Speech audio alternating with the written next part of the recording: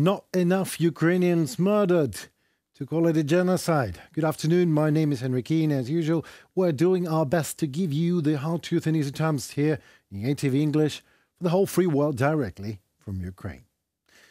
President of the Yorktown Institute and a former naval officer and Pentagon functionary Seth Cropsey wrote a resonant article for the Wall Street Journal where he noted that Ukrainians need American weapons, not advice on how to fight. Cropsey criticized the views of some U.S. military representatives who say that the Ukrainian armed forces should concentrate their efforts on one key city in Zaporizhia area. Cropsey said he believes the current Ukrainian strategy of depleting the enemy and stretching Russian troops across the entire front line is justified. Attempting a breakthrough without manipulating the disposition of Russian forces would have been disastrous, no matter how many Western voices demanded an American-style offensive, said Cropsey, president of the Yorktown Institute. The hard truth in easy terms is the defense forces of Ukraine are the only ones in this world who have up-to-date experience of successfully confronting such a strong enemy as Russia in a full-scale war. The United States, in particular, and allies of Ukraine in general, have had to fight only much weaker adversaries in recent decades, so their experience is simply not too relevant enough for Ukraine to consider it. It has nothing to do with arrogance. You see, come on, dear world, we are talking about the survival of our country here, survival of a whole nation, not less. If the advice would be relevant, we would take it, no matter what. If it is not relevant, we are saying no matter what, are not taking it. With all due respect to our partners and allies, we are all defending the same values, human values, the rights on self-determination, yes. The only difference between us and some distant Washington advisors and voices is that it is us who are dying during the fight. Our fighters in the trenches, our civilians in the cities, our children in their homes and those abducted by Russia. It is happening every day. And every day the counteroffensive of the defense forces of Ukraine is carried on in conditions of superiority of the enemy in the air and in the number of personnel on the ground and in other parameters just as well. Therefore, innovative tactics and strategy are crucial for success. Ukraine simply cannot afford a mistake, even if it is packed in a fancy way of good but not too relevant advice. Ukraine cannot afford to suffer large human losses on the battlefield. Saving resources is a higher priority than quickly achieving the goal. Following its own strategy and tactics, Ukraine is able to defeat the Russian invaders.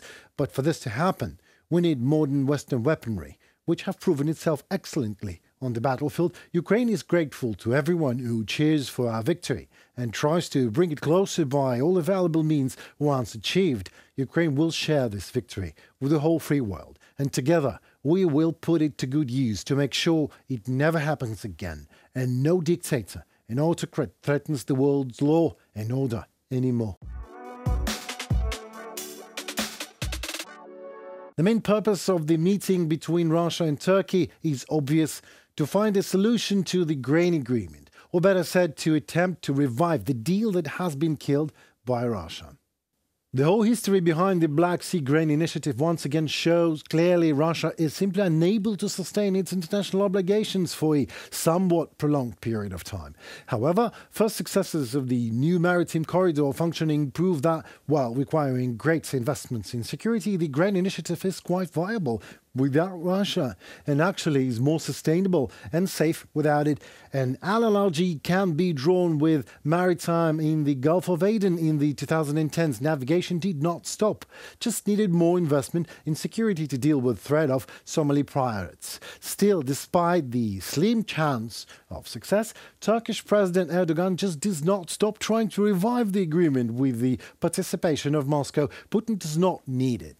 He is absolutely not returning the grain initiative back to life. However, he seeks to take advantage of Erdogan's good intentions for his own political bargain and an attempt to overcome the international isolation in which the Russian Federation has found itself. And it found itself there because of Putin's delusional desire to conquer Ukraine and making the Kremlin's wills subordinate in just 3 days. And it never happened then and won't happen ever. And as so any new agreements with Moscow that do not take into account or directly violate the interests of Ukraine are categorically unacceptable and are doomed to fail.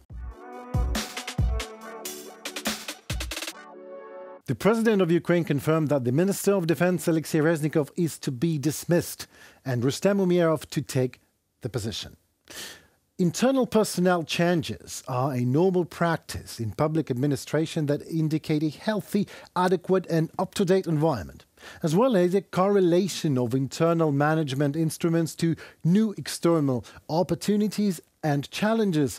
The Ministry of Defense needs new approaches and formats of interaction both with the military and with an international society as a whole. The Ministry's strategic course to ensure Ukrainian victory remains unchanged. Ukraine was, is and always will be faithful to its international obligations. Just as his predecessor Alexei Reznikov, Rustem Umerov is a civilian Minister of Defense, a high-profile and class manager who will start a brand new chapter with brand new fresh potential and ideas.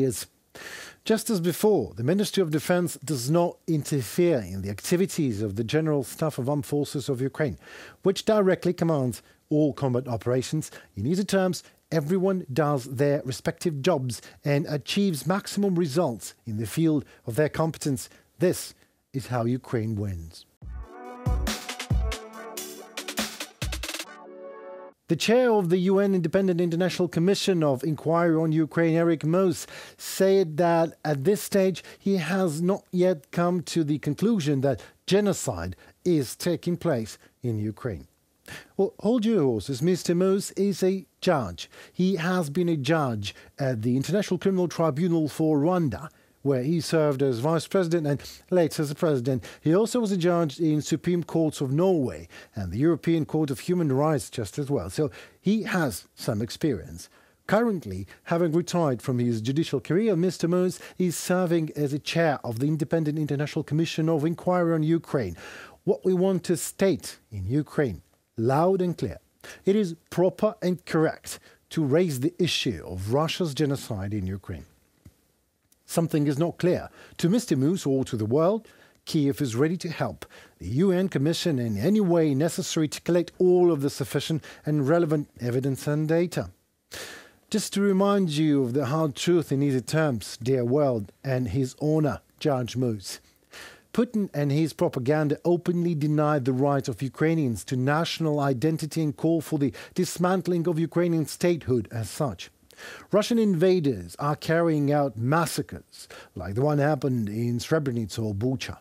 The cases such as Bucha are well documented, and do not forget many of our territories are still under Russian occupation. Russia's humanitarian policy in the temporarily occupied territories of Ukraine is aimed to the de-Ukrainization of our lands by criminal social engineering, physical destruction of the elite, deportations, re-education, you name it. The Russian Federation is conducting a campaign to abduct Ukrainian children and transfer them to Russian families and educational institutions. This crime is being investigated, in particular by the International Criminal Court. Putin and Russian children's ombudsman Lvova Belova already are indicted. There will be more evidence, unfortunately. Russia is a terrorist state that is presided over by an international thug at large, so more Buchas are yet to be discovered. There's only one thing I want to add to this sad and outrageous fact. While the Judge Moos and the international community are not sure where to draw the line in terms of calling a spade, those hundreds of Ukrainian children murdered by Russia and tens of thousands deported just can't raise their voices in helping the world to finally make a proper decision. However, just as in that song, if you tolerate this, then your children will be next. That is all for today. It was Henry Keane on UATV English, bringing hard truth in easy terms for the whole free world directly from Ukraine. Like us, comment and subscribe. Let us know your opinion. It matters a lot to us. Stay safe and tune for more.